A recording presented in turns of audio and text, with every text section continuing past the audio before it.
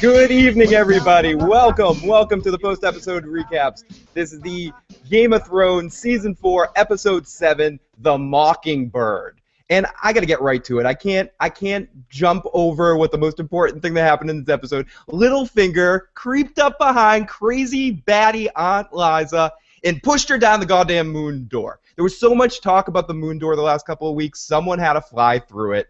And yes, in fact, it was her. I got so excited. I kind of knew it was coming, obviously, having someone that was familiar with the material. But actually seeing it happen, it rewarded me in so many amazing ways. I stood up, I screamed, woo, Littlefinger.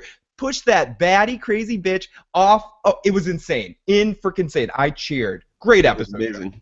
It really was. Oh my god, I couldn't believe it. I was so I had to get on here and I couldn't wait to get on here and just go crazy about how amazing that scene was and how amazing that setup was. Again, this was another episode from beginning to end. It was awesome, but the end and the culmination of this episode was just such a home run with the end of the whole Tyrion arc and what happened with that, with the Viper offering to be his champion, and then this big craziness. It was amazing. But before we go any further, welcome to post-episode recap. I'm Phil, the issues guy. With me, as always, my co-host Joe Dirty Locks. We're here this week to recap the Game of Thrones. And if this is your first time here, please hit the subscribe button. Also, please comment away during the week or while you're watching this episode live, whatever you thought of this episode, whatever this made you feel when you saw, whoa, crazy Aunt Liza flying. Whatever you thought of this episode or the crazy things we have to say. And if you comment during the show, if we see them, we'll try to get to your comments, we promise. But oh God, we just have to get into this episode, Joe. It was too much. This was insane. It was amazing. It was one of my favorites. It's my favorite episode of the season. Beats the Purple Wedding. Beats everything so far. Beats last week? Beats last week. Yep. My favorite episode so far. Very many things I liked about this episode.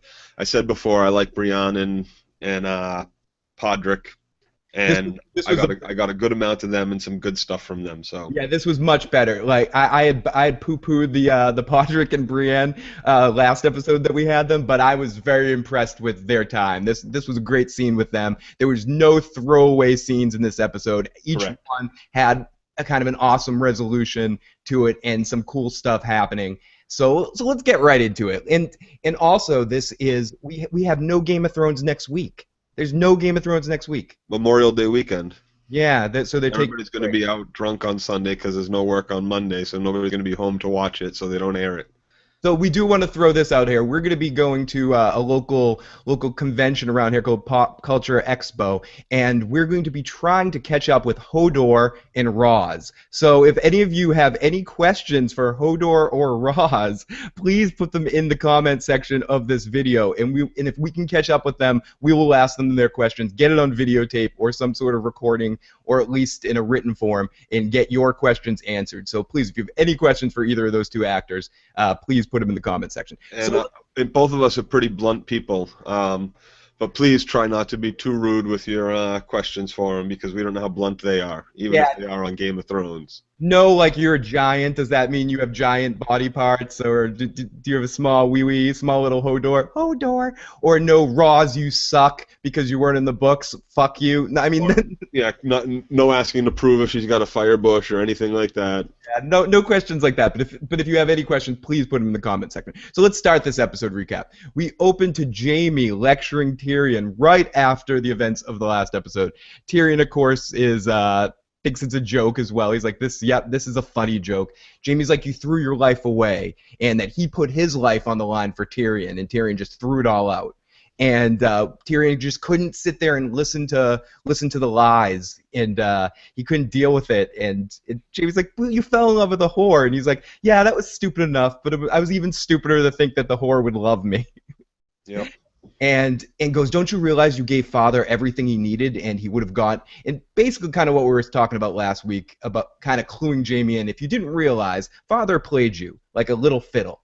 He would have got everything he wanted. He was going to send me to the wall, finally get me out of sight, out of mind, finally get me out of Dodge City, and he's going to get you to Castle Rock to go father kids, and he got everything he wanted. It feels perfect. And he goes, I just couldn't do that. just through everything, I needed to piss off Tywin. You know me better than that. Do you really think I was going to hand Tywin a big burger and not sit spit there in it? and listen to Shay talk anymore. It wasn't just about Tywin. It was more about not being able to listen to Shay talk anymore. Yeah, I hear that, but I think it is also, I agree, but just like, oh my God, Dad, you fucking win. Fuck you. I don't want to hear this anymore. And I think it's also, as you were kind of putting it, it's his rationalization to Jaime why it was okay that he did kind of fuck Jaime over here. Jaime did in his weird loyal to his brother earnest way, he tried to do something for Tyrion here, tried to put himself on the line for him, gave everything that Jaime holds sacred, being in the Kingsguard, something that he does hold very true to him, probably the most important thing to him left, because since everything fell apart with Cersei. And then, of course, he breaks it to him straight out. I can't be your champion. I'll just get slaughtered. Yeah. I fight left-handed now. I'm not the guy I was when you picked me in the Eyrie. He's like I get my ass kicked by your trainer. We might as well just pick your trainer. Bronn seems to be the guy you should pick. Yeah, tells him to go find him. Tells him to go find him. And I think it's very interesting too here. And he says that Dad would do anything to sacrifice me to get to kill me. Tyrion said to make sure I'm guilty, to get me out of the way. And Jaime said, well, he's horrible to me too. He gives me shit too. And he goes, gives you shit? You kill a king? Fuck your sister? Anything you want to do. I mean, and Dad makes excuses for you and makes reasons why he's going to give you another chance and another. Yeah, Jaime's a little offended by this speech. He's like, "Oh, what? Careful! I'm your only friend." Yeah, I'm the last friend you got, and Tyrion's like, well, at least I got to give them a great speech, tell them all what I really thought about them, and he goes, wow, you can die for your principles. And that's when he tells him to find Bronn, and they joke about who Cersei's pick's going to be, or Merlin or something, and nope, not Merlin, or it's going to be the mountain, and we do a cross right over to our mountain, and this is our. Well, they joke about Jaime going in because Dad won't let the golden goose fucking die. Yeah, you might as well get in because he's not going to let you die. He's not going to let you get slaughtered. You're the only heir. So. I mean, if Jaime stood in there, sometimes in life. Whoa! Holy shit! Sorry, guys. Sorry. This commercial brought to you by YouTube. Horrible. Even pages refreshing on themselves. Forget that. So we cross over to the mountain, and we meet the new mountain. What did you think of our new mountain, Joe? Oh, I don't know. I was a little disappointed. I liked the first guy. I liked the second. The second guy was kind of weird. He's kind of tall and lanky. I think this is the third. There might have been four, but I'm pretty sure this is just the third. And this guy, I don't know. He looks young. Yeah, he didn't look older than Sandor. He looks like the old wrestler Randy Orton, or like a bulked up version of him. Yeah. He looks like a professional wrestler is what he looks like to me. They did weird camera angles too, with Cersei standing next to him. They were trying to make him look extra freakishly big. Yeah, he was very beefy, very strong. He looked like he ate a few too many pies, too many kidney pies. But we see the mountain and we see him killing people for sport, kind of showing off for Cersei as she's walking. And Cersei walks up, doesn't flinch at all the death. He's hacking people apart, trouncing through their entrails, and she's just like, oh, like she's been in 1,000 battlefields. She has no care about it whatsoever. She raised Joffrey after all. She's come across like dead animals across the castle, probably. Me too. And she's Joffrey's mother. She's seen way worse. No big deal. No big deal. Yeah, she's used to dead all the previous Sir Pounce Jr. and Sir Pounce II. Pound all over the house. Poor Tommen. Before Sir Pounce, there was Sir Stock. Before Sir Stock, there was Sir Cutie Pie. Tommen deserves. Tommen deserves to be king more than any other kid for having to deal with Joffrey. As the older brothers are tough enough. Forget Right. having Joffrey as your older brother. Oh, that must have been horrible. But, but Cersei's happy what she sees, and the Mountain's like, who am I fighting? I don't know why I made him sound like Ivan Drago. I must break. You should have been Ivan Drago. That would have been great. He would have been a good. He would have been back in the day. He would have been a decent Mountain. Yeah. So and he's just, it's like, what does it matter? Who's it matter that who's he fighting? Whoever he's fighting, he's gonna smash. He's gonna Hulk smash anyone to the ground. No one can put up a fight against the Mountain, can they? Who could possibly do this? Only Arya or the Hound. I bet both of them could, and this is who we get to. We get to Arya and the Hound. The Hound could probably put up a decent fight against the Mountain. Well, the thing is I think we see them kind of tussle a little bit in season 1 at the joust, yeah, because the Mountain goes crazy and tries to kill somebody because Loras spiked his lance or something weird, or Loras did something weird to his sword. He got down on his knees and blinded him or something. I don't know. he prayed to the Mountain sword. So So Arya and the Hound come upon a wounded man in like kind of like a burnt out village, and they see it from a distance. And the Hound, of course, is wondering if it's food, and Arya's like, "It could be soldiers, it could be food." And we know from last episode that Tywin has put a bounty on the Hound's head. So there are people out there looking for the Hound. The Hound doesn't know this yet, but it's worth mentioning. So Arya says there's a guy just sitting there, and Arya's like, you shouldn't be there. And men came through and messed him up, and he's got a wound that won't heal. And so the Hound's like, you had enough, time to go. Basically, I'm going to kill you.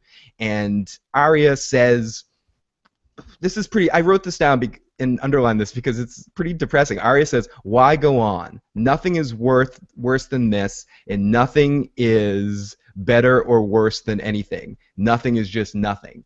And I might be messing up paraphrasing it a little bit, but basically, this girl, if you really stop to think about it, Arya's been through so much, so many problems, and this connects later when we find out that when she finds out that Joffrey's dead, and we just and when Brienne's looking for her, and we connect to that kid she used to know, the Baker kid. It's just been so long since Arya's had any connection to anybody else. She's just so far out there. Think about life at the time of seeing her father's head chopped off to the point that we are now. That girl has had the biggest, like again, I know I'm harsh on Sansa, but that's why, because Arya's had it so much worse. Not that Sansa's in a bad position, but she's still being their snobby self to little Robb and Aaron. We'll get to that in a second. It was almost a toss-up as to who was a little bit more of a brat. Like the kid, it was an accident, sweetheart. He poked it a little bit too hard, and it fell apart. And she was such a little douche to him. Yeah, she totally didn't know how to handle that situation. When you're dealing with crazy people, you need to know your language. That kid wasn't trying to do anything bad. He's just obsessed with moon doors. Give the kid a break. Suddenly she feels that she's free, and she's not going to put up with another Joffrey, an even younger Joffrey. Yeah, I think Littlefinger's enabling her a little bit too. A little bit, yeah. Because she's realizing. I mean, we'll get to that in a second. But anyway, so the Hound, the Hound, or Arya says, "Who are you?" She tells him that she's Arya Stark, and the Hound didn't like that very much. And no, I don't think the Hound minded that much. I think they thought they were alone. I don't think that either one of them thought that it was such a big deal that this guy's about to die. And as we see what the Hound does 10 seconds later, or half a minute later, it was no big deal telling them who they were. I think it's worth saying too that the Hound was very nice to this guy. This is probably the nicest I've ever seen the Hound be to just a rando on the street. Yeah. The Hound was really cool to him in the sense. Arya's loosened him up a little bit. Yeah, I think you're right. He says to him, he tells that she's Arya Stark. I'm gonna bring her back to her aunt for ransom money. And the guy's like, oh, fair trade. That makes sense. It's a humane thing to do. It's the right thing to do with you trade money. Give a little, get a little. Fair trade. Fair trade. Balance. And then he asks him for a drink, and the Hound just doesn't say fuck off and stab him. He actually gives him a drink, and he says he wishes it was wine, and the Hound says, I do too. And then he stabs him right in the heart. And then he can't not make a wise ass comment to Arya. He goes, "That's the heart. That's how you do it." Yeah, that's how you do it, little girl. And he teaches us them. And like I said before, she learns a lesson every time. Yep. Yeah. When last time when he smacked her, or she was practicing, and he stabbed her in the armor, she took that. She remembered. She For whatever remembered it's that. worth, and I don't want to spoil what I know or what I don't know. If these two are together forever, it's a great thing too. But if she ever happens to separate from the Hound, she's going to have learned a lot from him on how to survive, just as much as she learned from anybody else. Not necessarily good lessons, but definitely lessons that she'll use. Yeah, to survive in the world. So right as the Hound kind of is being a wise ass, a kid jumps behind him and bites him on the neck, and he throws. Biter, yeah, Biter. Try to Rick Grimes him. Tried to bite him, and he just he throws him down, and they tell him that there's a price on his head, and You remember him from? Do you remember these guys from the Cage season 2? Yeah. Going north to the wall. Biter was the one with the sharpened, pointed teeth, and that's the one that jumped on the Hounds and bit the Hound. He just like broke his neck as he threw him over his shoulder. It was fantastic. Like a rag doll, like crunch. Forget where the heart is, little girl. That's the other way to kill him. I loved in this episode how they did bring back a lot of stuff from season 1 and season 2, or just like Well, it was great too because at the beginning of the episode they showed you clips in the previously on that went pretty far back. You know, these guys in the cage was one of them, I think. They showed the guy saying to her. Yeah, they showed she's about to say to him. They showed in the remember previously on, rape you with a stick or something like that. Yeah, Was that what it was? Shove a stick in her ass. yeah. So the Hound basically says, well, if I guess there'd be a price on my head if I told the king to fuck off. That makes sense. And they say no, Joffrey's dead. There is a bounty of 100 silver on you, but we thought we could collect. But Joffrey's dead, poisoned at his own wedding, and the Hound and Arya looked like they wanted to high five at that point. I know, right?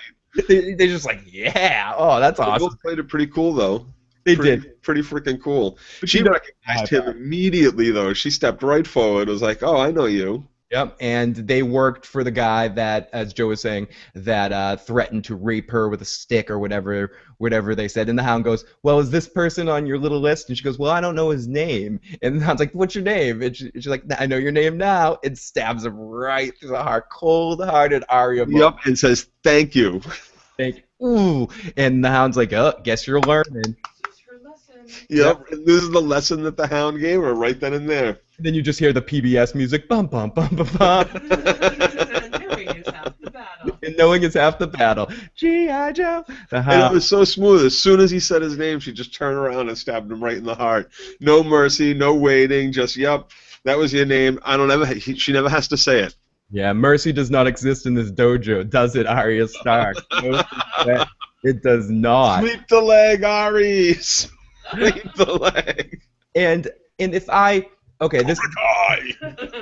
this is where we get to the one scene that I loved it, but in retrospect of the whole episode, the one scene that I guess is a little I maybe could have done without, but I'm not complaining about it. With the Jon Snow at the wall scene, we just get kind of a quick rundown of the wall where Jon Snow's getting shit on. It's more It continues to snow, the little cloud of snow over Jon's head while he's at the wall, just shit on snow. I mean, there's not much here to talk about. Jon comes back. He gets embarrassed in public. He's trying to help everybody Put that dog away. Put that dog away, or we're gonna eat it. Yeah, And only rapers and thieves are allowed to walk free, not beasts on four legs. Civilized men. Yeah, right. And John's trying to be like a smart guy, and he's like, "Listen, guys, they got giants. They got 100. Is it 100,000 men that they have? Yeah, it's 100,000 men. Yeah, It's the largest army that has ever been seen. Yeah, it's huge. So John's like, let's block off the gate. It's like the size of I guess Khal Drogo's army was about 100,000 men, 100,000 riders. I think it was supposed to be. So Khaleesi's first husband. So Snow has a good idea to seal the gates. And what's this guy's name? What's Lord Asshole's name? The acting commander. I don't know his name. Acting commander asshole. Titles. Asshole. guy that Jon Snow probably should get some comeuppance again. Right. This almost seemed like out of Lethal Weapon, where Jon Snow's the Maverick character there was like you and Sam Tully can go on traffic duty up at the wall. Yeah, till the next full moon. Full moon, you guys are gonna be on traffic duty, and you and your wayward ways, you Stewart. You know, I'm gonna scale you back down to Stewart. It was like the angry captain yelling at the head guy, you know, the wacky offshoot Maverick soldier. But basically that's all that happens in this scene. It's this guy's dumb and he's causing and somebody Jealous. He's petty and he's scared of Jon Snow's a threat. He's smart. He's a fighter. He's charismatic. He's good looking. And someone needs to get there to take charge of this situation. Because this guy's a dumbass and isn't doing what's best for the rest of Westeros. Someone needs to step up and get their ass there to handle some business. Because there's a lot of serious shit happening at that wall, and it may be a little bit like I wanted to go on with what this next scene's going to happen, but the wall's becoming more and more important and what's going to be happening and coming there with the White Walkers and this army of wildlings. This isn't anything to just frown about and to be like, oh, don't worry, I got to use this as an excuse to whip out my penis and show that it's bigger than Jon Snow. Because all the ladies watching the show want to do him, and I'm jealous, or whatever this guy's deal is. Give it up, buddy. Well, he wants command. He wants command of the afraid of Jon Snow talking shit. You got to remember too, Jon Snow's uncle was there at the wall with him before Jon Snow gets there. So there might be even more bad blood between Brienne and Stark and this guy that we don't know about. Maybe they were at odds, so there's more going on. Yeah, but one thing that I do like, and that tends to be happening with this season in particular, with all this off-book stuff, is they're telling the stories that haven't been told. Like certainly, there's quite a few Arya chapters in the book which tell of some things that went on, and these things that are off-book are just other days in the months that they were traveling together, or the weeks that they were traveling together. And I really like it. I think it's very creative.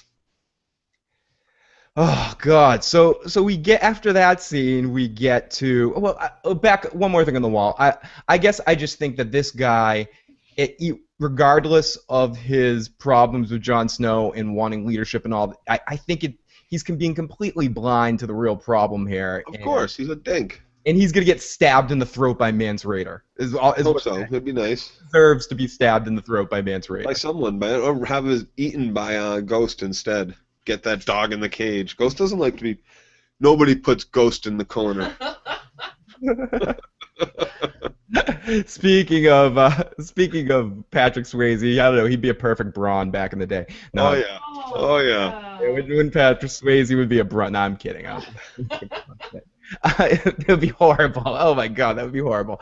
So we could get Sam Elliott to do something with him too. It'd be awesome. Sam Elliott as Tywin. It would be like a Roadhouse reunion. Roadhouse Game of Thrones. Oh God, we're on to something here. so Jennifer the Grey. So we go to Tyrion. This coming scene, I bet, broke a lot of people's heart. Again, this was something I knew that was coming, so I had almost set myself up for realizing that this was going to be happening, and something I talked about a lot in the last year when we talked about the show, how likable they made Bronn on the show, and how likable they made, in some ways, Shay on the show, and to have these betrayals happening to Tyrion, especially with Bronn. But I think they played it great because they played it as friends, and the underlying sadness of it all is that Tyrion, basically it's all laid out here, and this is what finishes it off. That everything that everyone Tyrion trusted, everything that he held dear, Shay, even Jaime, because Jaime doesn't have a hand and can't stand for him anymore. Even Bronn, everybody that he loved and trusted was bought and paid for, and there was no actual friend. Now that's an interesting question. Do you think that Jaime would have fought for him if he didn't have the hand? Would Jaime? Yeah, I do think he would have. I do think he would have stepped in, because I don't think that Tywin would allow Cersei to pick Gregor in that case. But I think Cersei would still try to, because she's mad at Jaime right now too. Yeah, yeah. So For not being in King's Landing, for getting captured and not being able to protect his son and protect her from the little imp and sending away their daughter and all the little damage and killing and all this that the little imp has done, you know? she's so selfish. She only thinks about herself in every situation. Yep. And she only thinks about her like ridiculously warped agenda. Cersei is the most evil person in pretty much around right now. There's no doubt about that. Yep. And Cersei set the situation up in the trial and the fight, and by picking the mountain, it's just setting him up in a horrible situation because no one wants to fight the mountain. It's beyond anything else. And it gets into it, and we'll get into this scene a little bit more in depth. But Bronn even says it. I'm not fighting that guy. What are you kidding me? I'm not fighting him. So Tyrion. He comes in. He says, "You once told me if anybody tries to buy me against you, and make me betray you, that you would give me twice what I've gotten." You know, and he comes in dressed in fine silks, and he's talking about getting married to this Dolores you know, Stockworth. right? And you know, even though she's not the heir, he'll just kill the older bag and the sister. And what will you give me? Can you give me 2 castles and 2 wives? You can't do that. You can't even give me 1. He'll give him gratitude and gold, Joe. Is that Right. castles and wives and titles? If you just push a woman down a moon door, does this castle have a moon door? Do the Stockwell? You know, so and it makes you wonder if this is what he's gotten. If he's gotten all this from Cersei, you know, he hasn't. And it's what did he give up to get all this? I mean, he's not testifying. He didn't testify. So what did he do? It was probably to not testify because he was a right-hand man. Or he gave her Shay. He told them where to find Shay, Right. he probably dropped her off and all that sort of stuff. And you get the feeling like Bronn does feel bad, but he's got a point here. Well, it did take 3 days to show up. He did take 3 days because he probably felt bad about walking through that door and telling him he fucked him over. And it gets just understood, or it's assumed that it was Cersei that did all this. You think Tywin had anything to do with this, or this was all Cersei's baby? Oh, Tywin. This seems more like a Tywin thing. This is a little too smart. Cersei would just be like, "Let's torture him until he tells us." Yeah, exactly. Like this is a Tywin move right here. She would rather him be on the stand, breaking the little man's heart before they finally kill him, than anything else. I'm guessing that Cersei was the emissary of this of said it because Bronn does make reference to because Tyrion's like, listen, I'll give you my gratitude. Lannister always pays his debts, and he's like, well, Cersei's a Lannister too. Yeah, well, you don't. Maybe he's. And he goes, my wife is the heir to Winterfell. Yeah, I may lead the North one day, and Bronn's like, it's cold up there. he goes, have sex with a lady, a warm lady here, or fight the mountain and maybe live where it's cold. Sorry, Tyrion, I like you, but given the choice, you'd have your little cock out in a second, pants down and cock out like that. In a second, that's what he said to him. Yeah, and he goes, and Tyrion tries to Ford failing him like you're like man to man, mano a mano. What are you afraid of the mountain? Yo, you're not gonna want to fight the mountain? And Rod's just like, yeah, of course I'm afraid of him. Have you seen that guy? Hey yo, mano a mano? No, what the fuck's mano a mano anyway? But he's like, seriously, like, I'm not fighting that guy. Look at him. He looks like a rock. I'd be a fool if that guy didn't scare. And he's like, he's huge, and he's quick for a man that size. You know, he's freakishly huge. He's freakishly strong, and he's freakishly quick for someone that size. You wouldn't think it by looking at him, but he's like, maybe I could beat him, but if I have one misstep and I'm dead, why should I risk it? And Tyrion goes, because you're my friend. And he goes, and what you're my friend? You're my friend. When have you ever risked your life for me? And it's worth saying that Bronn's fought for him in battle. Bronn protected him at the Eyrie. And it's all paid for. It's all paid for. Tyrion gave him money, but would Tyrion put his life on the line for Bronn? And I'm not sure he would. Well, I mean, maybe I don't know. Yeah, you know, and Tyrion is kind of looks down. He's like, you know what, you might be right. Yeah. But then again, you know, Tyrion was out there fighting the fight on the Blackwater, just like Bronn. Bronn was too, you know. But so he knows that, given the right circumstance, Tyrion's put his life on the line for good. No, For I agree. I Sansa, agree. I just don't think that Tyrion would go into a situation. I think Tyrion's too smart, just like Bronn's too smart. Tyrion raised Bronn to be too smart here. Of like Bronn's like, I'm not gonna really beat this guy, and it's either take all this awesome stuff that you raised me better than this, Tyrion. You would, as he said, you'd pull your little cock out in a second, Tyrion. You take this. You tell me to take this. right? And I think, and that's ultimately where Tyrion ends here, because he says, Yeah, I like you, you little shit, and Tyrion's like, you're an evil bastard, or I forget exactly what he says, and he goes, that's what I liked about you, that's why we're so close. And then they have the whole, you have some good times, we had some good times, and Bronn says sorry like 5 or 6 or 7 times, and definitely looks upset, and Tyrion goes, I guess I'll have to kill the mountain myself, and there'll be a great song about it. And Bronn says, I look forward. I hope to hear that song one day, my friend. And that's where we leave Bronn. And Now, isn't that a pretty picture? The mountain versus the imp. yeah, David versus Goliath. Serious stuff going on there. Should he use a slingshot? Would that be his best in that fight?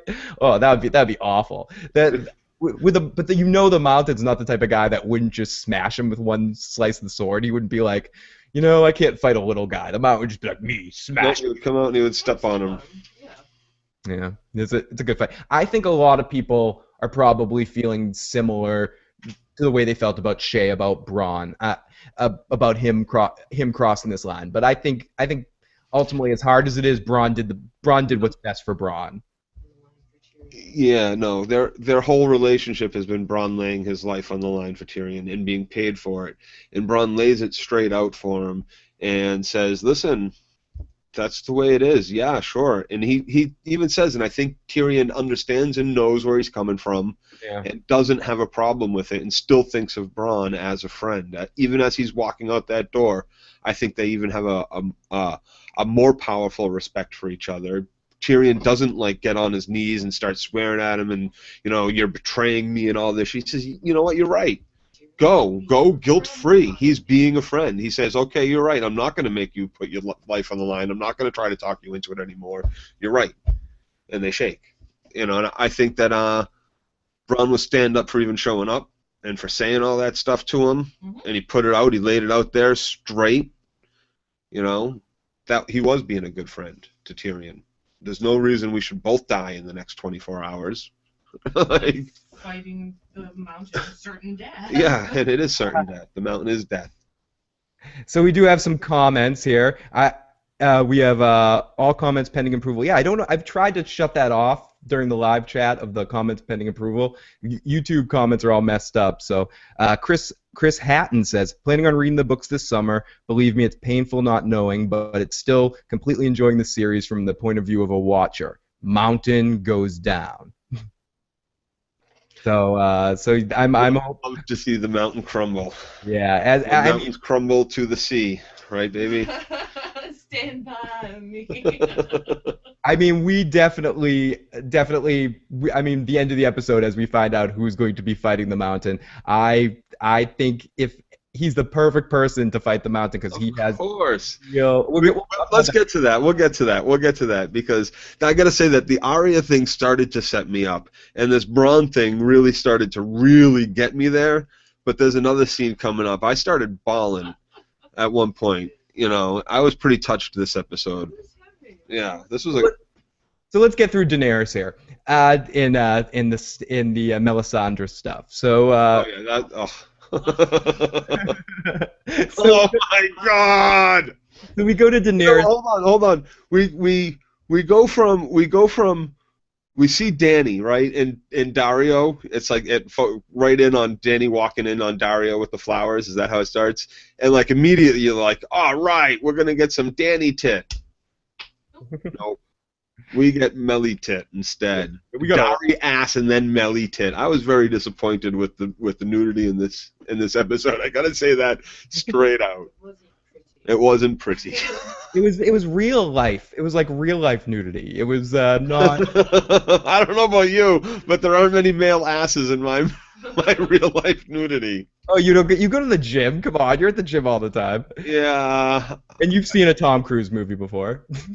Well, I'm in the locker room. Yeah, right. The gym's not nude. The locker room is, though. Locker room. So we go to I Daenerys. want a nude gym. That's what I want. Yeah. So we go to Daenerys and Marine, and Daario comes in through the bathroom window. No, he comes in and he says, your doors are guarded, but your windows aren't. And he swam to the islands to get her flowers. And if she wants him in her room, she will summon him. He lives to serve her. And why are you here? And he has 2 talents, war and women. And he says staying in Marine's a good idea, but he can't just stay here. His talents are going to waste. And she's like, there's plenty of people to kill here, and there's thousands of women for you to handle. He's a security guard. He's a night cop right now. Night shift policeman. Yeah. That's not a job for the Second Sons. They're bored with that. Yeah. But really what he wants is just one thing. He wants a little bit of the Khaleesi. He wants a little taste. He wants something that Jorah will never get. And his sword is her forever. And Dany's sitting there considering. She's thinking. She's in a mood. Her translator's not around. So Oh yeah, she's playing with him a little bit. She's teasing him. You shouldn't have come here. Don't ever bring me flowers. If I want you, I'll summon you to me. You don't crawl through my window. Yeah, but yeah, she doesn't send him away. No, and then she pulls on the Khaleesi. She pulls on the whole Khaleesi vibe, and she pours him a little bit of wine. No, she does not. No, she pours herself. Sorry, she pours herself wine. And then it turns. I expected the stripper music to start because it turned. Yeah, essentially it did. Dany started pulling out dollar bills, and she was throwing dollar bills at New Daario, and New Daario was stripping down. Do what you do best. Do what you do best. Show it. Show me it. Show me the Matthew McConaughey. Show me the Magic Mike. And we get the ass shot of Daario of New Daario. And it's New Daario showing his best side because the big dimpled cheeks. Yeah, the $1 million figure, the $1 million smile. Yeah, the $1 million smile of New Daario. So because we needed to get that like wonderful taste out of our mouth, we flash over to Stannis. Well, I think he's begging to either go. He wants to leave. He doesn't want to be the Night's Watchman, so he asks her to get out of Marine. Get out of there. Yeah, and so she starts mulling that, but instead of saying go do what she says, go do what you do best, and is very suggestive about whether or not he should walk out or take her on the bed. And he has to think about it for a second, like, huh? And she says, take off your clothes. Like, what are you waiting for, dude? What are you waiting for? When the mother of when the mother of dragons tells you to take your clothes off, you say yes. You don't even. She shouldn't have to tell you. She shouldn't have to tell you. And this is the first time I finally agree with you. I want old Daario back. The guy that cuts off heads and brings them and throws them down at her feet. Not the guy who says, I don't know, should I take my clothes off? I swim and got you flowers. You know old Daario would have stripped so much quicker, and he would have done a little dance. You know, He didn't swim He again. did not. Those flowers were in perfect condition. Sure. He swam. I don't know how many times we swam out to the boat with cigarettes above our head. Yeah, we've done it. It's no big Out of the deal. water the whole way out there. Anything that a guy can do to get vagina, especially the mother of. Khaleesi vagina. Yeah, it's a long trip down that sea, Katie. It's a long trip down that sea. One does not merely pick flowers. One swims a mile to pick those flowers. But I know nothing, Jon Snow. I know nothing. So going from New Daario ass, we needed to transition to something a little bit more exciting. So we transitioned to Melisandre taking a bath. Right from Daario ass to Melisandre boob. Yeah. And now, I'm not one to scoff at any boob. Those are very nice boobs. Yeah, But no. I wanted some Dany. Yeah. Everybody wanted some Dany. Come on. Watch season 1. I mean, it's pretty over there. It's What, so that's it? No more Dany? 7 more years? No more Dany? the mother of dragons, man. No more. I challenge the internet to splice in a Drago F scene in that spot and post it for everybody because Daario needs to learn how it's done. Yeah, Daario was slacking. She's used He to. needs instructional video like she had from Drago's and right, she had a trainer. It looks like Daario must too. Daario. She needs to hire someone. She needs to get. Daario. Get him with like some hire a Klingon woman to get in there and teach him something. Klingon woman, difficult. So finally, we get to Melisandre and Stannis' wife, whatever her name is, Stannis' wife, and we'll just call her. And basically in this, Melisandre is kind of not manipulating her, but just showing her how she manipulates other people. Big time manipulating her, absolutely manipulating her. She's also showing her she's pulling back the magician's cloak for a little bit and showing her how not necessarily the Lord of Light isn't real, but how some of the tricks she does happen. Yeah, it's okay, sweetheart. You're special. That's why I fucked your husband.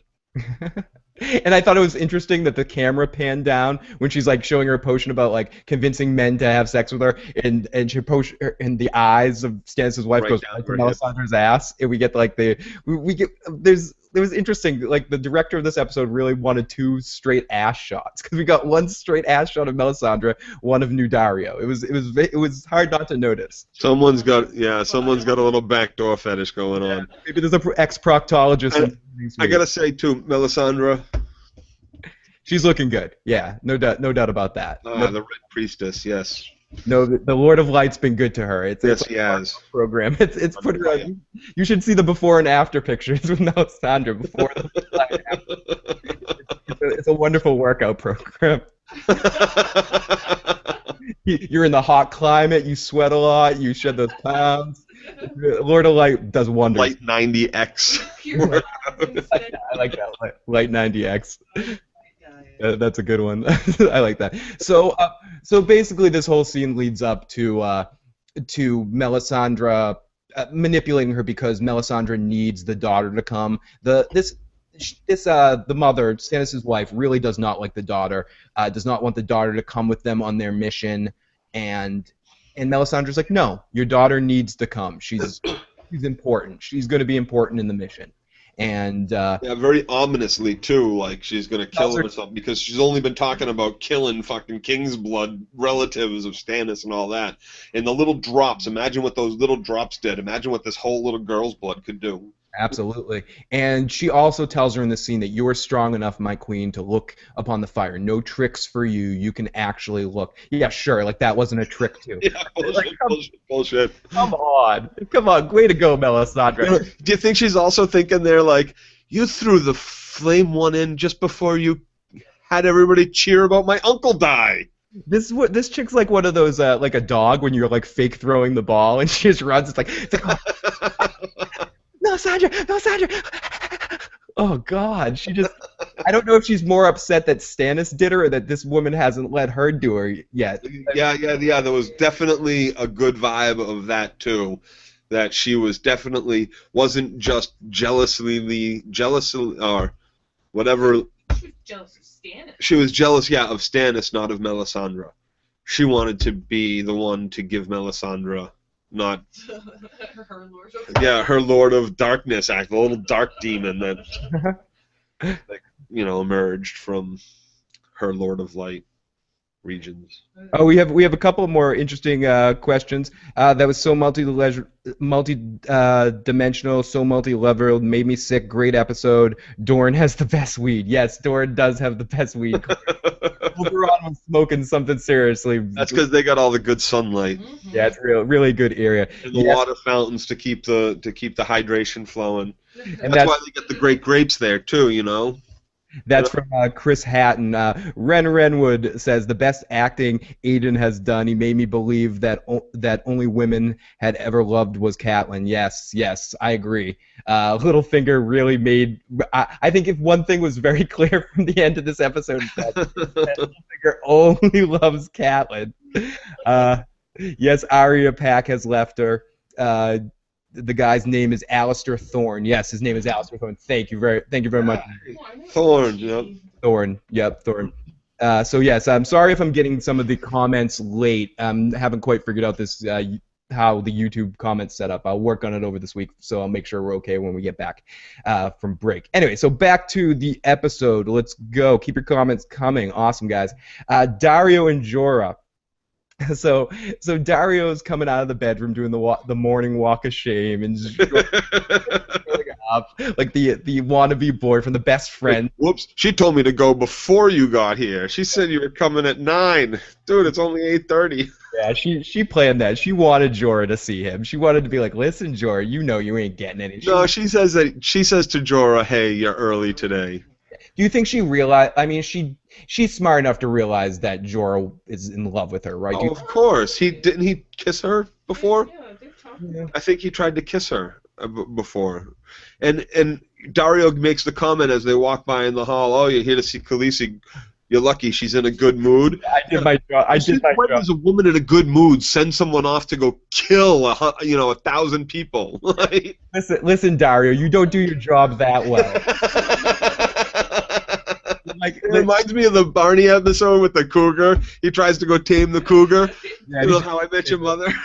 he just keeps failing. It's like, listen, this girl's used to a Dothraki warrior. You're nothing, Dario. You're small potatoes, buddy. You pleased her so well. You showed her what you were best at. She was like, "Get the hell out of Marine. Go back over to Karth or wherever the hell I'm sending you." Oh, Yunkai.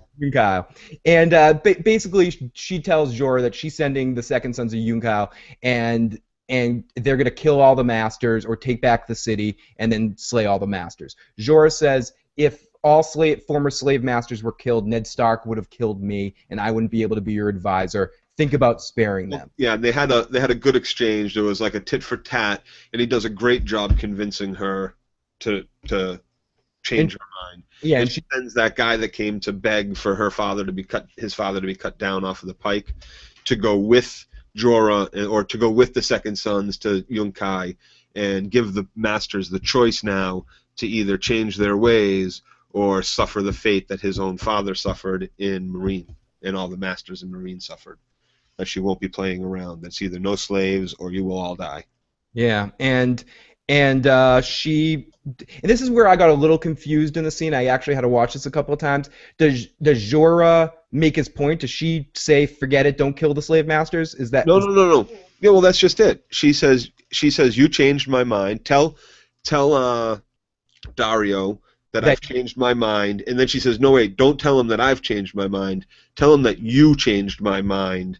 And that's why she's sending that other guy with him, with the second sons, because she wants to make the point that she won't kill them, but if they don't listen to her, she will kill them. So she does bend to Jorah, and she sees the wisdom in what Jorah is saying, because she does value his opinion, and he was a slave trader, and if Ned Stark did that to him, he would not be there to advise her or to advise others. And he does a good job of saying, there's good and evil on both sides of every war, which is what that guy was saying to her last week, too, in her chambers. Listen, my dad fought against them doing that to the slaves. He said it was an illegal act. He spoke out against it.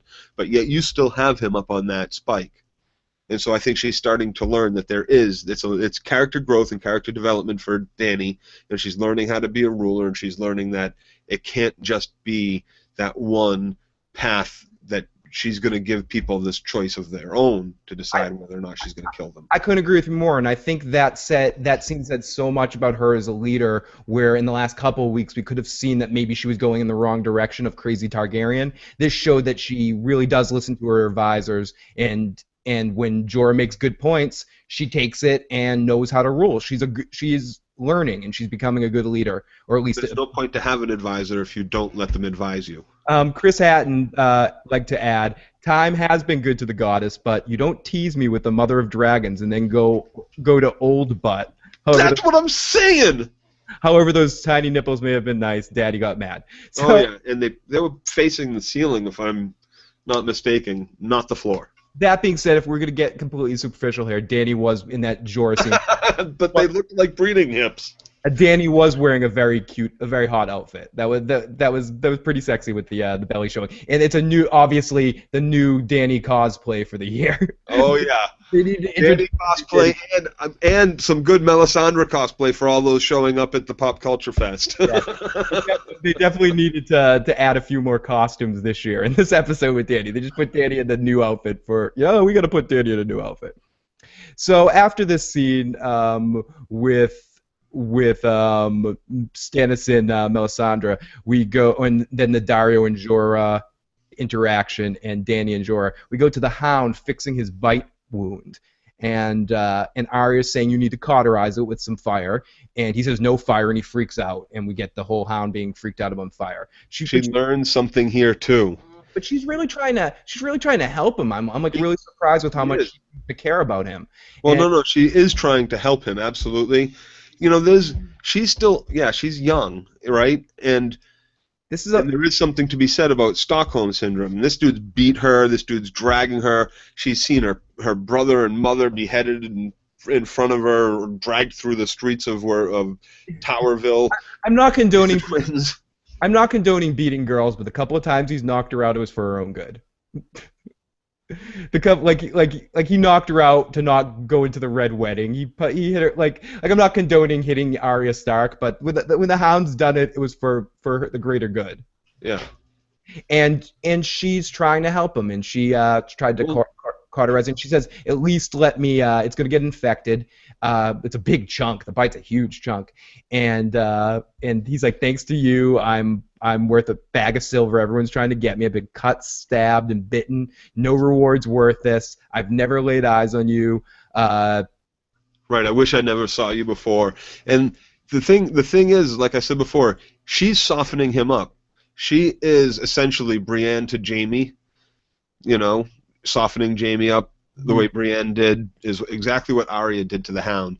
And just like he tells Sansa in previous season, he tells her now exactly what the Mountain did to him and how he got those burns on his face. And she learned something when she picked up that torch basically out of the fire and went to go cauterize his neck. He jumped up and freaked out.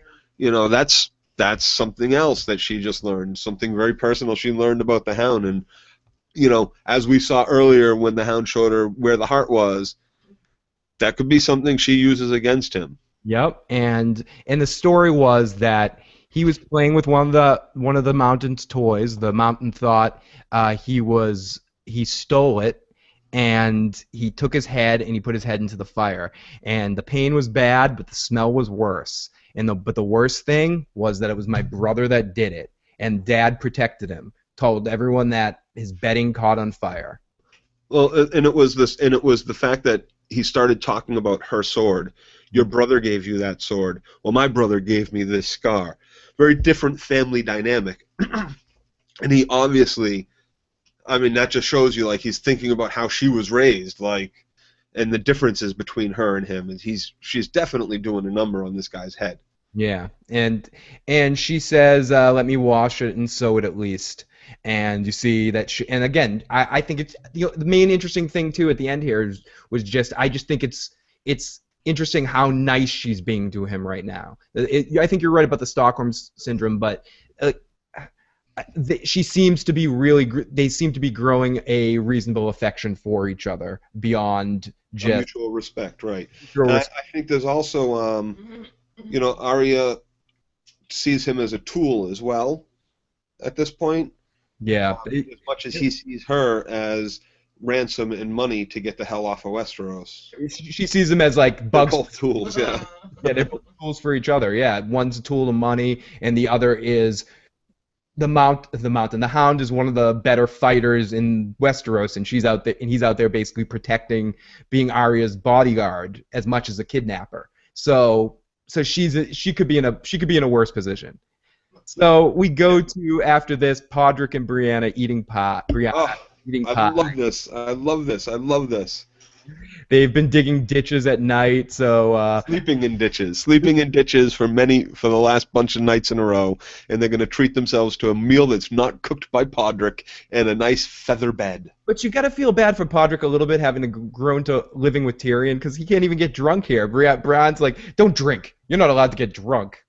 Yeah, no drinking, and don't expect any bed linens, any nice linens. Yes, satin clothes or whatever she said. Yes, my lady. No, my lady. Good kidney pie, my lady. And walking over is another old friend bringing the kidney pie. It's the kid from season. Was it season 1 he was in, or was it season 2? No, the very last episode. He talks about it when he met her. Just before they leave King's Landing, he tries to take Needle from her. and then he's a companion with her through season 2, getting dragged north to the wall, to the Black by Yoren, I believe was his name. Yeah, and this guy, I remember him. I remember him cooking the bread, and the bread was really good. And he got sold by the what was the name of that group that had kidnapped? Arya talks about it a little bit later when or he talks about it a little bit later when he mentions them outside, and he starts talking their ear off about food, about gravy. You don't have a pie without gravy, Joe. Right. No pie without gravy. Well, this was super reminiscent of the books. He lists off all the ingredients that go into it and what it takes to make this pie, and some people would use this and other people would use that, but you really have to wait for the good ingredients. This was so reminiscent of the book, and how many times you listen to George R. R. Martin describe things in such detail of what people are eating as for feasts and everything, and you can see it. And every time I got to one of these scenes, which were great in the book, I was like, oh no, another 35 lists of food ingredients. That literally goes on forever. And Brienne had the same expression on her face as she was listening to Big Pie talk about it. Brienne was amazing in this scene. It's just the way that this actress plays this character, so earnest and so stupid in some ways. And Pod's just watching her, having again grown up with Tyrion for a while, like just looking at how this girl, like, thank God she left King's Landing, because she wouldn't have survived 2 days with all of it. Very much so. I've said it before. It reminds me of Pancho and Don Quixote, And Brienne just comes straight out and says, "I'm looking for Sansa Stark. Yeah, that's what I'm looking for. The Starks from Winterfell." And this guy is programmed. He's like, "Yep, they're all traitors. No traitors here." And he jumps up to try to run away. It was like, nope, acting casual. Yep, must go get more pie. You want more pie, don't you? And Podrick brings her outside. And goes, "Listen, Brienne, the Lannisters are rich."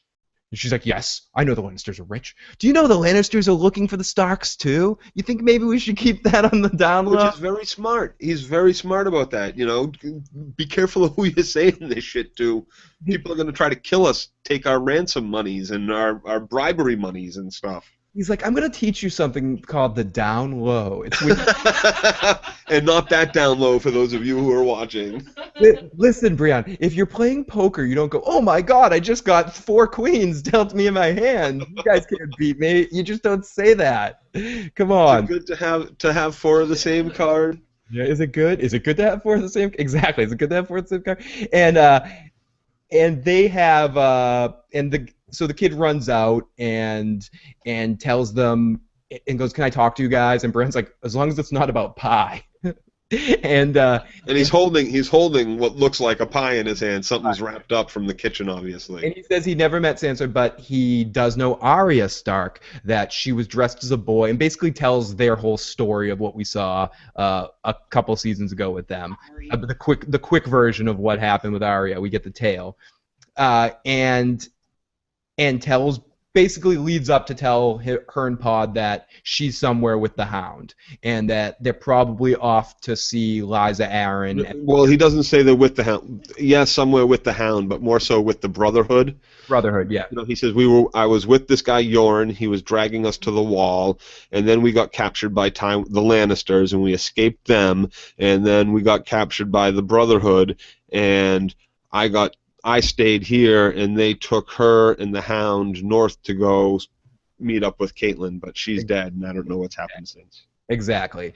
And and then Pod says, well, that's what happens. Pod says, well, he's such a smart guy, such a smart kid to calculate all this. He's like, well, the Hound would probably take her to the Eyrie, because he'd know where Lysa is, or if she was going to go anywhere, she would go to the Eyrie, because that's where her aunt is. Let's head that way. Tyrion taught me what houses hate who and what houses are loyal to who. So I think that's where we should go. So it seems like everybody, all our amazing race teams. Oh wait, yeah. Don't forget about the wolf cookie. He hands her the little package, and when they uncover it, it's a loaf of bread that Arya really liked, the last one that he made for her. Very tasty. And it was a perfect little wolf, House Stark's symbol. It was awesome. It really, I crying. I thought it was so great. It was very sweet of him to do that. That was And he's gotten much better too. It's much better than the last one. Yeah. Well, he's got a real kitchen. He's not doing it on like the side of on a cooked campfire, on a rock. Yeah, he's got a talent though. He's got serious talent. This kid. He's got a future in Westeros Hell's Kitchen. He's gonna open up what is it? Le Cordon Bleu Westeros. Westeros, yeah, I just did the Hell's Kitchen Westeros thing. We were covering. Gordon Ramsay will be like, this bread is fucking raw. It's fucking raw. So we go to Tyrion, and Tyrion is sitting in the dark, and finally Oberon, I'm sorry, the Red Viper makes his visit, and Tyrion says he would think he would be in a brothel, smoking that Dornish weed, and he's like, nah, I've been spent all day with a blonde. Yeah. Oh, do tell me about it. The only I get every type of filth down here except the filth I like. Please tell me, the shoes guy. What is it? And he says, oh, it was with Cersei, and he goes, oh. You got the wrong Lannister, bro. You got the wrong Lannister. You got the wrong Lannister, brother. My brother's in the other room. If you want to tell him that story, so which he would have loved to hear.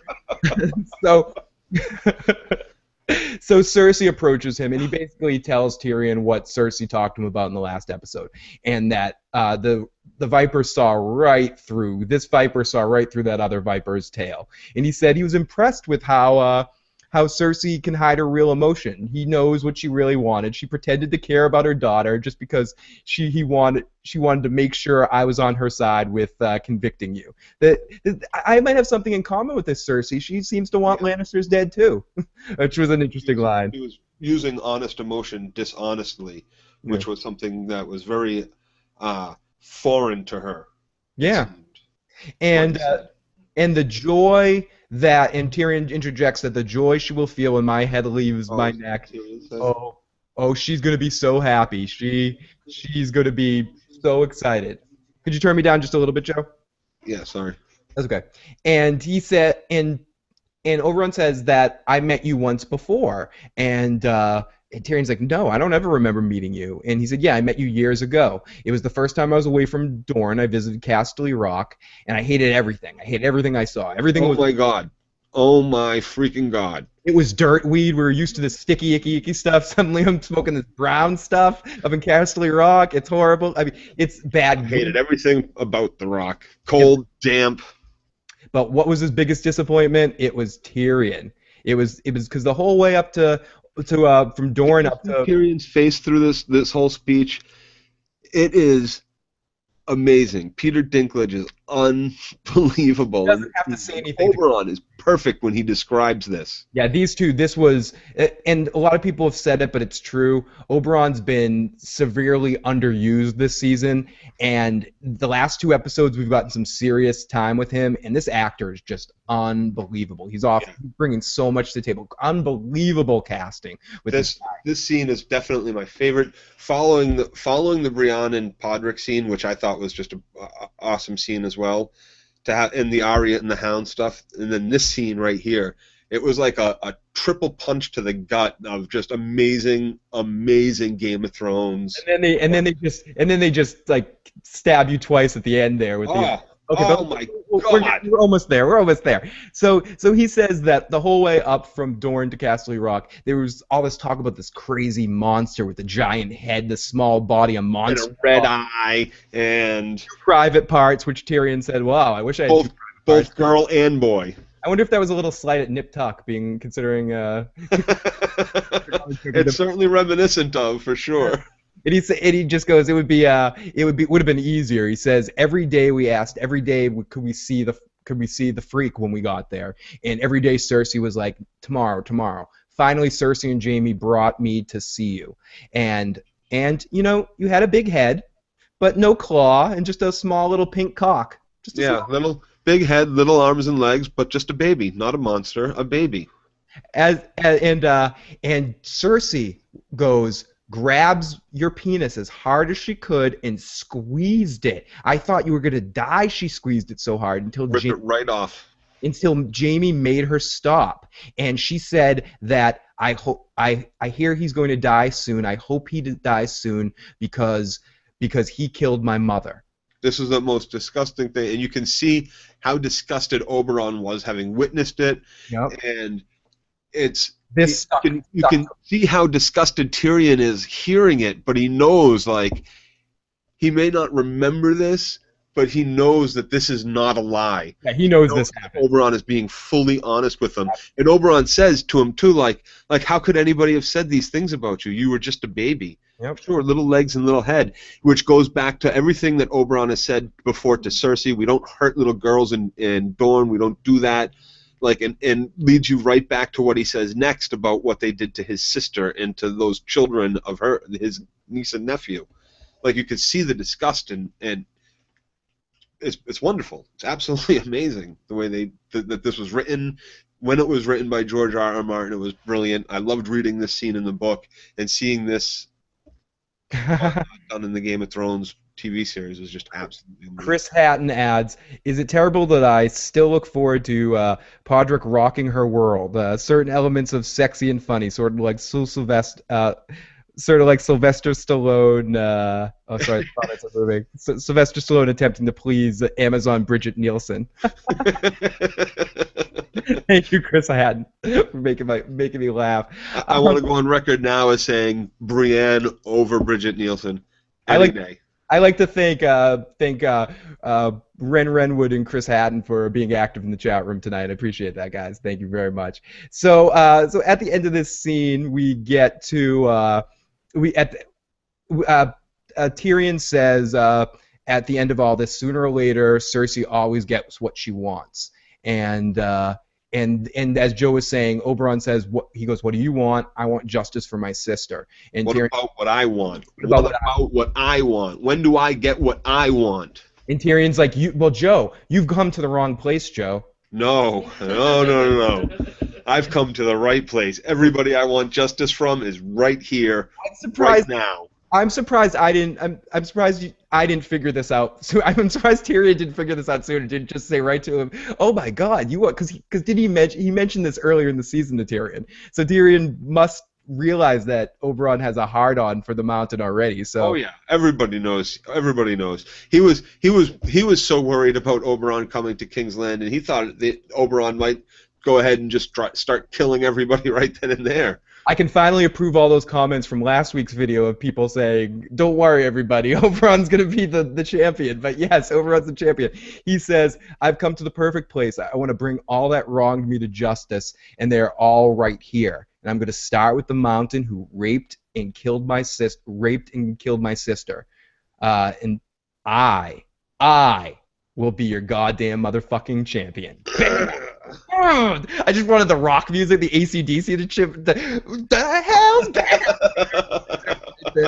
It was just like, oh yes, this is awesome. He is the champion. Oh, I can't wait to see this fight. This is the most anticipated fight in Game of Thrones history, I think. This fight right here is it's just really exciting. It's a really because we know the lead up, even though we haven't had a ton of the Red Viper this year, we've had enough of every time he's been on screen reminding you of what the Mountain did to his sister.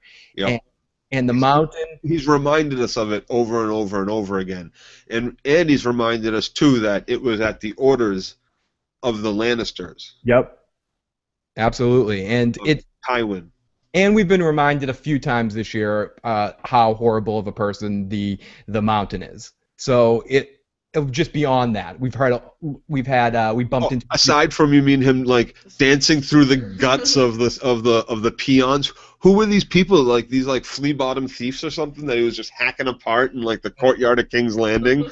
The one guy sitting there begging on his hands and knees, "Please don't kill me," and he just with his battle axe cuts him in half like the horse head, like he decapitates the horse in season 1. They were reject runners from the Running Man. You know No, they're the winners. They're the winners from the Running Man. They were just random guys, random foot soldiers coming in for him. But we also met guys on the street. I keep saying the streets of Westeros. The streets of Grand Theft Westeros.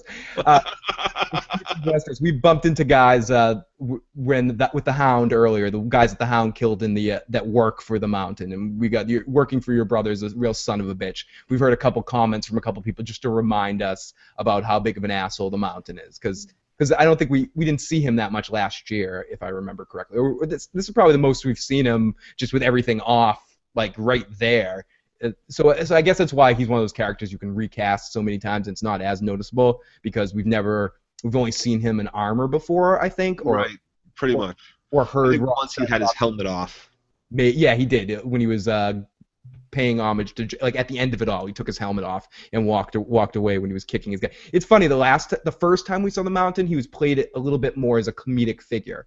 Like it was like not bumbly, but like freaking out, being like an angry hothead. He was definitely served more as like a cold-blooded killing force. This Mountain's more of a killing force rather than the other guy. Like I couldn't see the Hound putting up a good fight with this guy. Well, the first time we see the Mountain, he almost decapitates that horse, right? And the Hound puts up a fight, like stops him from killing Loras. I think it was Loras.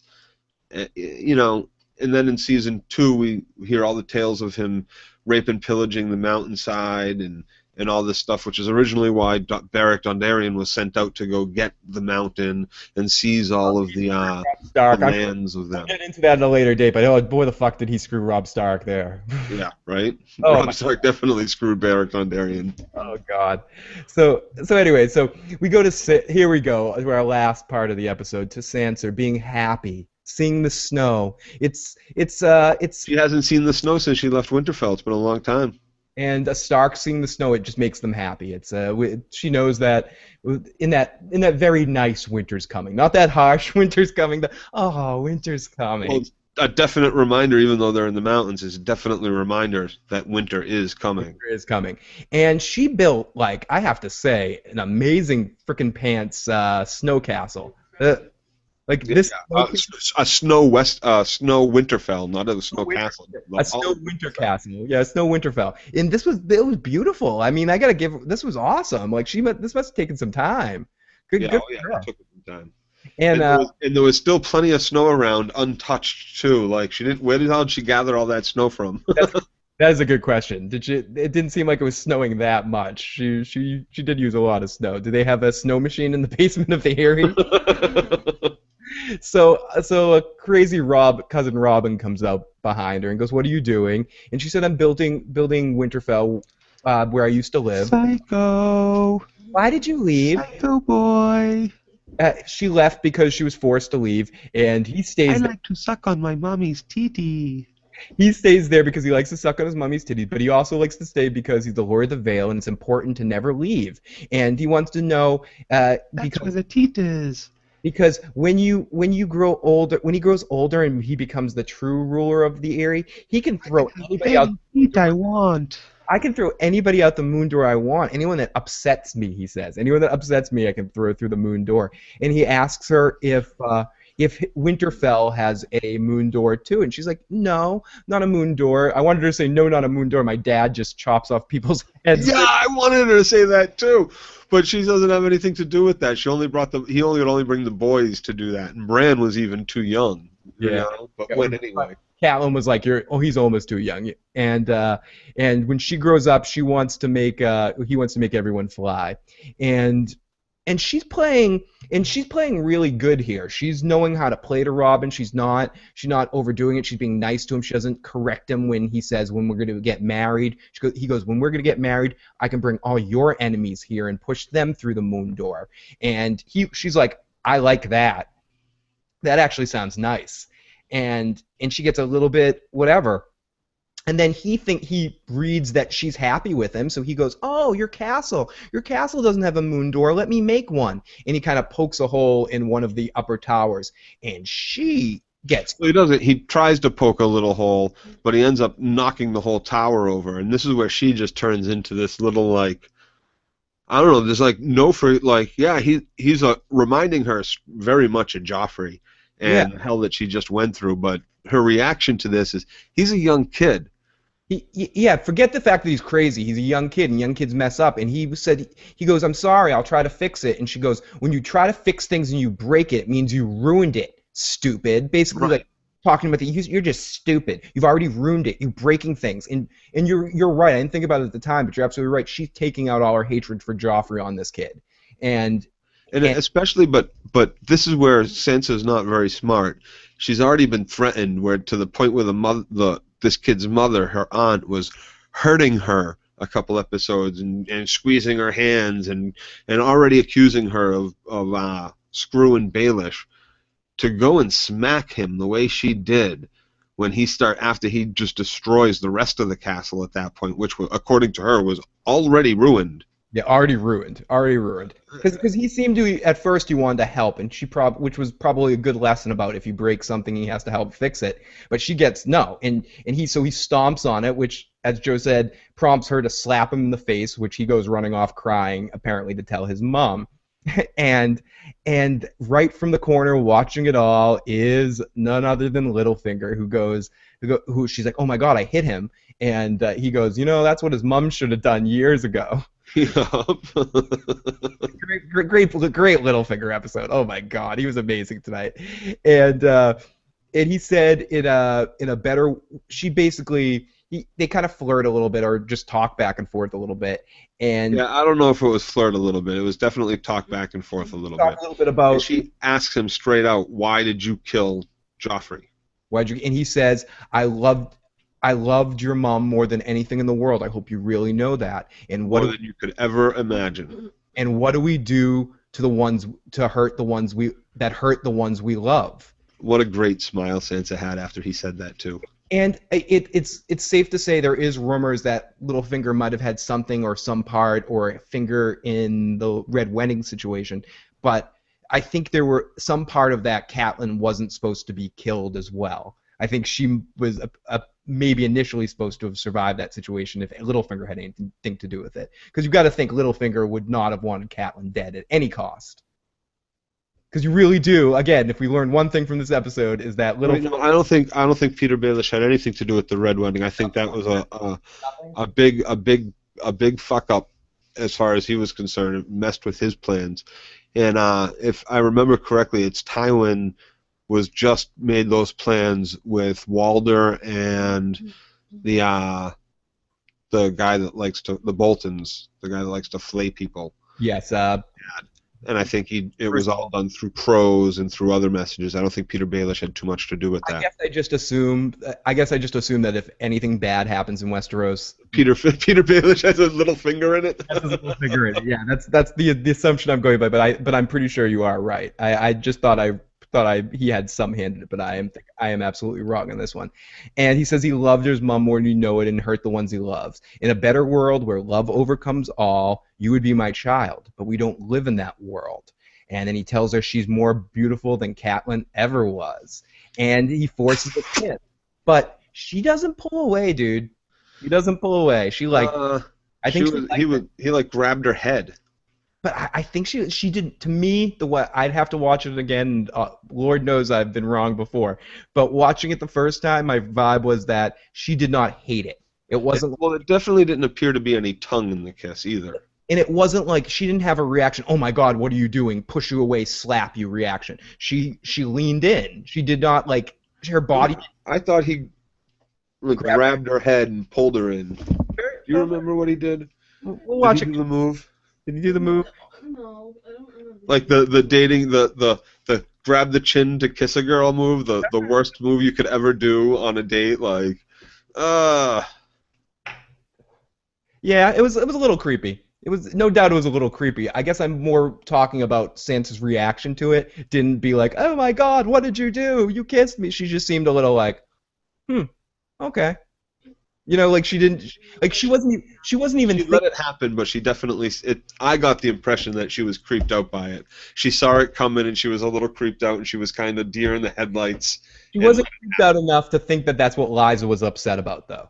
Oh yeah, she's watching from the balcony. She was on top of that. Liza saw that. Liza, nothing. Which makes you wonder: did she see Sansa smack as well? But I think it's. She wasn't surprised about it when she hears about it a few minutes later. Right.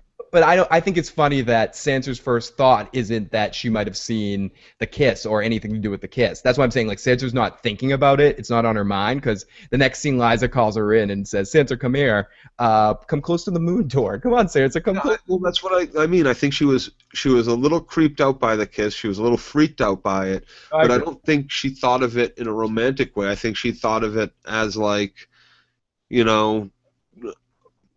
I think she was trying to think of it as it was more of a comforting thing that he kissed her, she didn't kiss him, she has no feelings behind it. It was all him just being, I really loved your mother and you look just like her. Yeah, I think I'm doing a little fan game here. I'm playing a little fan fiction, thinking of my Littlefinger Sansa romance going on here. I'm living in a dream world. I think everyone deserves some love, even Littlefinger. Come on. In a perfect world, he would have got Catelyn. No, I'm kidding. So Liza calls her in, calls Sansa over to the moon door. If you were Sansa, would you walk over to crazy Liza standing by the moon door? I wouldn't. Oh, right? After smacking her child like that? I'd be like, I'm close enough. And she says, do you know how far down that is? 100 feet? And she's like, it's fascinating to watch the bodies. Hundreds of feet. Hundreds of feet. It's fascinating to watch bodies fall. Yeah, that's when, sweetheart Sansa, you should be backing up. Yep, cracked like eggs. Their brains crack. Their heads go clear off, and you can just see their heads, hair and all, body parts hanging on all the walls. It's so beautiful. The cold blue eyes staring up at you, empty. Yep. I know what you did, she says. And her Sansa's first reaction is, yeah, I shouldn't have hit Robin. And don't be coy, whore. Yeah, she doesn't even care. She's like, she's almost got the attitude of like Peter Baelish. Yeah, someone should have done that a long time ago, but I prefer just sticking my teeth in his mouth and making him shut up. I saw it. I saw it with my own eyes. You kissed him, and she says, "No, he kissed me," and I didn't know what to do. Kind of exactly what Joe was saying. And Liza goes nuts. I let my whole family stand in between. Everybody. I killed my husband. Everybody. Nothing stands in between me and him. Yeah, you know what happens to people who stand in between me and my love, Peter Baelish? They die. They die. They fly! They fly! They die. That's what happens. I'm gonna make you fly! Like, yeah, she just starts going like crazy, like cuckoo clock, and she pushes Sansa like kind of like down the hole, like you've seen it in the preview or something, but it's like pushes her down and kind of holds her by the edge, getting ready to let her go, and right there at that look down, look. And right at that point, Littlefinger shows up, and he says, Liza, let go of her. Please let go of her. I did this all for you. And she says, why'd you bring her here? She's just like her mother. Yeah, she's just like her mother. She'll never love you. And he says, I swear I'll send her away. I'll send her away. You just let her go, Liza. Let her go. Liza cries and lets Sansa go. And Littlefinger... Reluctantly, very reluctantly, let's go with Sansa. And I got to tell you, as a watcher, it's almost you almost expect her to say like, "Okay, I'll let her go." Yeah, yeah. The action movie thing. I'll let her go. Arnold Schwarzenegger and drops the. Yeah, last action here. Yeah. Put me down. Put me nose in raw deal. Put me down. Put me down. Okay. I'll put you down. Let me go. Okay. and probably in every Schwarzenegger movie, though. You're probably right too. True. I think that's another one of those Schwarzenegger things. And Liza's there, and she's crying. And Littlefinger approaches her, hugs her, gives her my sweet, silly wife. Silly wife, Joe. I've loved only one boy before in my life. Did you see her face? She smiles. She's like, "Oh, he does love me. I am the one that he loves." And then he looks at her cold and says, "Your sister, Catelyn Stark," and pushes and sees if Crazy can fly, and we get the answer: Crazy can fly. The Wicked Witch of the West gets water splat. I'm melting. I'm falling. And Liza goes right down the hole. Yep. Wile E. Coyote style, and poof, cloud of smoke. The Acme Moon Door didn't work out for this time, folks. And end of the episode. We get a week off of Game of Thrones. Holy shit, what an ending to the episode. I was thoroughly entertained. Definitely one of the best episodes of Game of Thrones. Definitely of the season. Another one of, I think this season is my favorite. Like, I have to look at it as a whole when everything's done, but even at this point, I think I can say that this season's at least my second favorite season with a bullet. Season 1, it's going to be hard to beat, but this is getting damn freaking close. Yeah. We're having episodes like last week and this week, and we're not even to the culmination, the second to last episode. If these are the episodes we're having now, imagine where we're going after this. It's pretty incredible. Well, we got 3 episodes left, episode 8, 9, and 10. Yes. And as a book reader, I know the things that are coming, and I'm very excited to see the rest of the season. Yeah. It's amazing so far, and this episode was definitely my favorite episode of this season. I loved the Brienne and Pod stuff. I loved that last scene, but I really got to tell you the Oberyn and Tyrion scene was amazing. Both those actors, kudos, fantastic work. You really had me choked up, and I believed both of you in your pain. I did not sit there and think to myself, crocodile tears, these are bad actors. I thought, wow, frickin' amazing work. Fantastic job, guys. A couple more questions here, a couple more comments. More from Chris Haddon. Dornweed, is that why Tyrion was born a little person? Tyrion is known for having a larger than average member in the club. He may have to thank his sister for that. Maybe she did a little bit of old school manipulation, like the tribes that make their ears bigger. Maybe Cersei's pulling on his penis is what helped make Tyrion so popular with the ladies. Maybe owes a little something to her. Popular with the ladies, yes. But what makes Tyrion popular with the ladies is not his little pink penis. It's the big gold coin sack hanging off of the side of it. Little bitch kicked the hell out of the snow fort. Not little finger, just middle finger. Dinklage was great. Williams was great. Turner was great. Coster-Waldau was great. Gillian was great. McCann was great. Flynn was great. Clark was great. This could be the Emmy right here. I agree that if this show hasn't already won the Emmy, it's one of those shows that should just be winning it every year. And Dinklage. Well, it's hard to say like, oh, this is the show that's nominated for something in every category: best actor, supporting actor, actress, supporting actress, soundtracks, cinemascope, writing, directing, production, blah blah blah. The list goes on. And then to say that it wouldn't get win most of those is ridiculous. If it's going to be nominated for that many categories, it's definitely the best show on television. It is, and what they get out of the money that gets put into the show is really quite incredible. And Littlefinger never had any friends good enough to punch him in the face. So everybody, thank you so much for checking out the episode. Thank you very much. Thank you so much to Chris Haddon and Ren Redwood for being active in the live chat tonight. And if you're watching this episode at any point in time, please share your comments in the comment section. We'd love to hear what you say during the week, and being part of the active community that makes watching the episode all the better, getting to interact with you guys. We obviously will not be back next week because there is no Game of Thrones next week, but we will be at the Pop Culture Expo in Massachusetts. And if you guys have any questions for Hodor or Roz, please leave them in the message in the comment section below. And if we have a chance to bump into them, we also might be going to a club to listen to Hodor do some house music, as we talked about last week. We won't get into the Hodor song anymore again, but but if you guys have any questions for those guys, please leave in the comment section.